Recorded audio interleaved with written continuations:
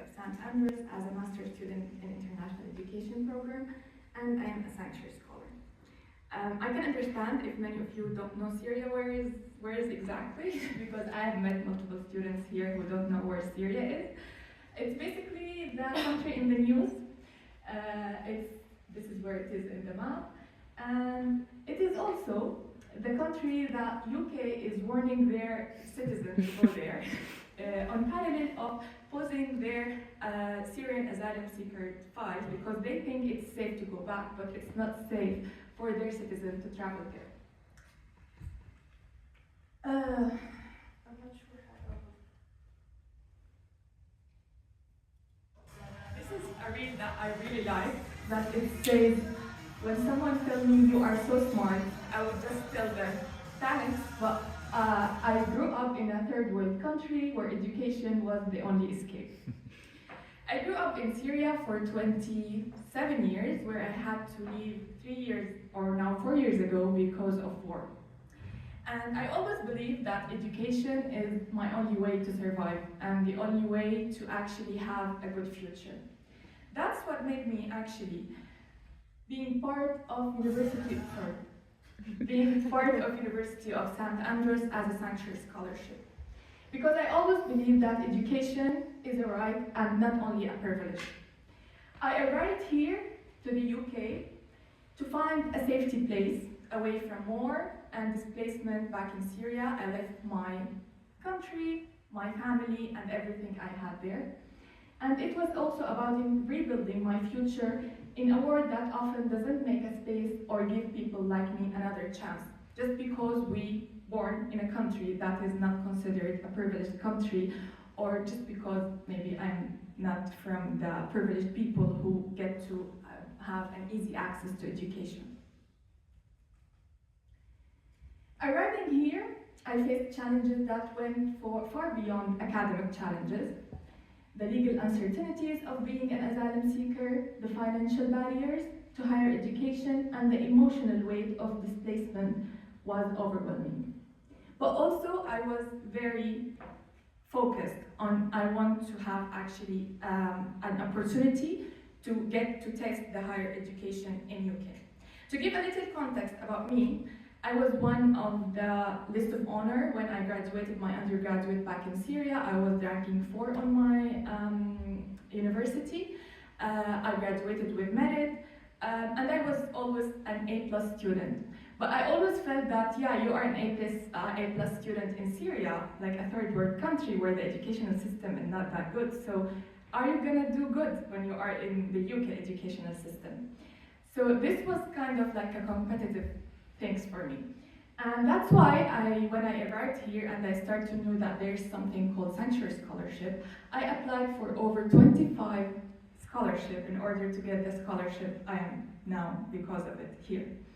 So it took so much resources, energy, time, and I remember when I was interviewing for the scholarship I get accepted now. When I finished the interview, that should have been lasted for 20 minutes, but it lasted for 40 minutes because I was telling them my life story. One of the interviewers asked me, they were like, this is not a question I have written down, but I want to ask you, why you are doing that? Like, why you fought or all that? You left Syria to Turkey and then Turkey here, and now you are still looking to get higher education when you are like 30. And I have over 9 years of experience, career back in Syria. I was like, I don't have another option. And this is now a story I'm telling, it's my story.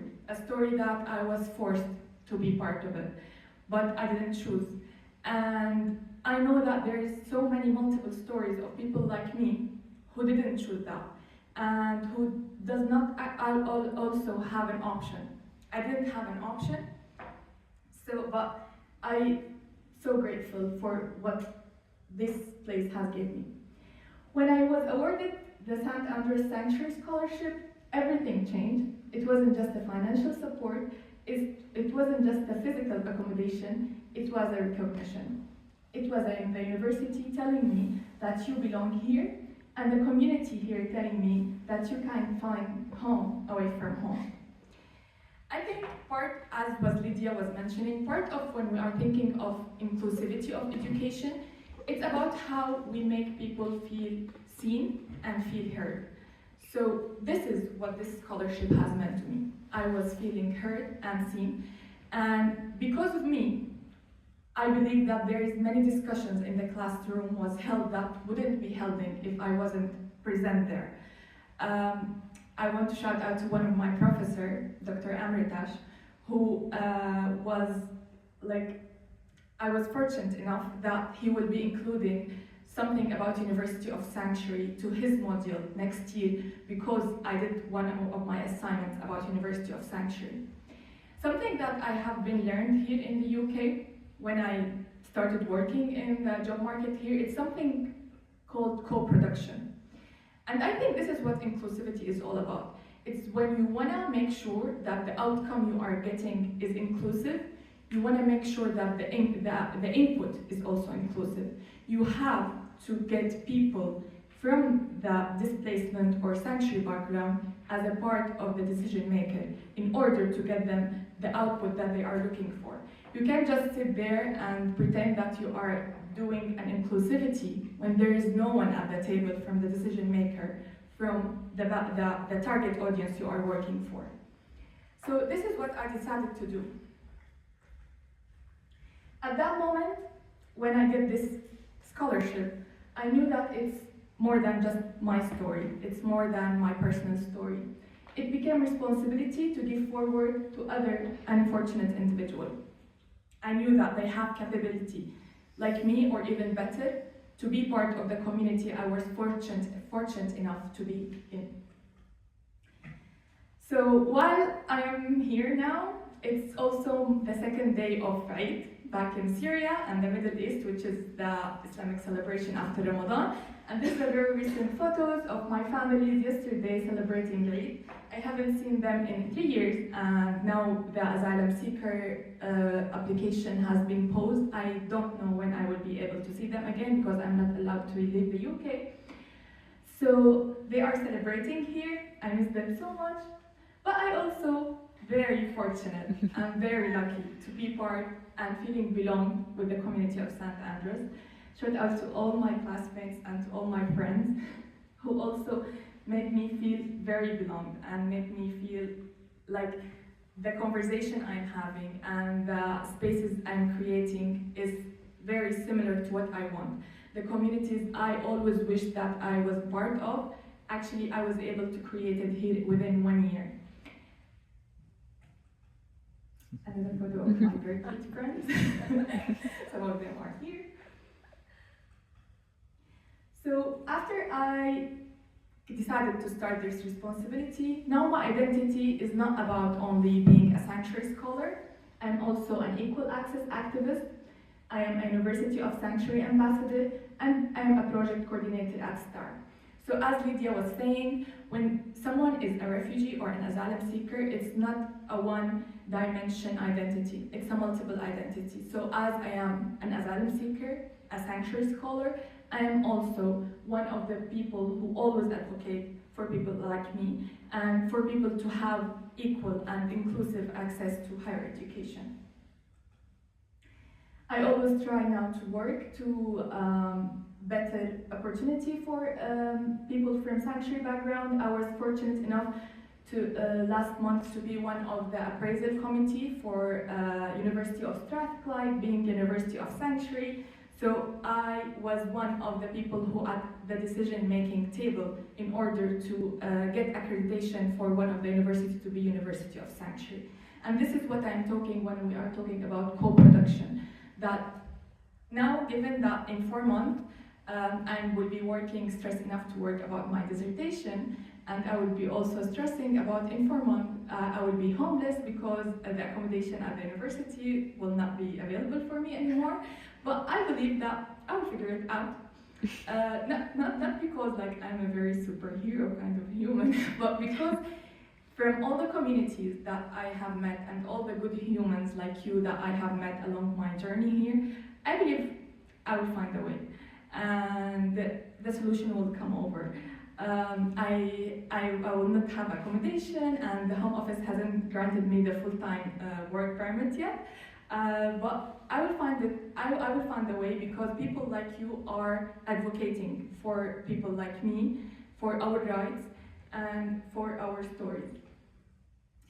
Also, one of the things I'm trying to do as part of my advocacy efforts is a digital platform I have on Instagram. It's called Expander, which is shares opportunities and scholarship for Arabic-speaking youth from marginalized backgrounds. It's have now over 15,000 followers, and feel free if you wanna scan the QR code and follow the platform.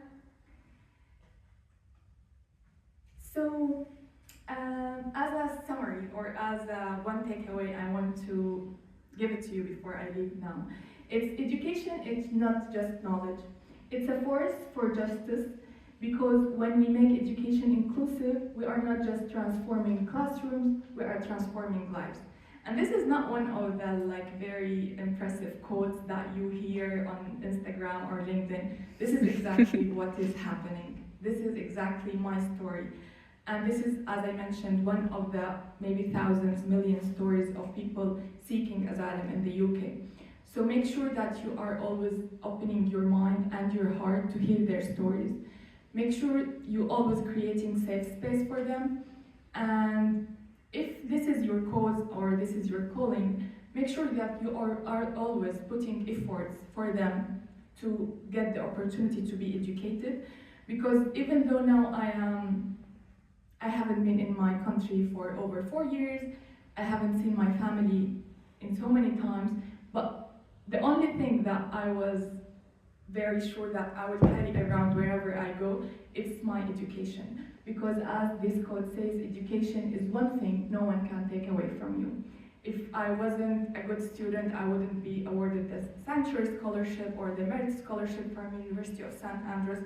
So when the people from unfortunate background may have lost everything, education can be the only survival thing for them. Last thing is a credit I have to make for all the entities that made it possible for me to be here today and to actually have this amazing, life-changing experience. Is the Schwab Trust and the Marx Family Charitable Trust who provided the Sanctuary Scholarship for me.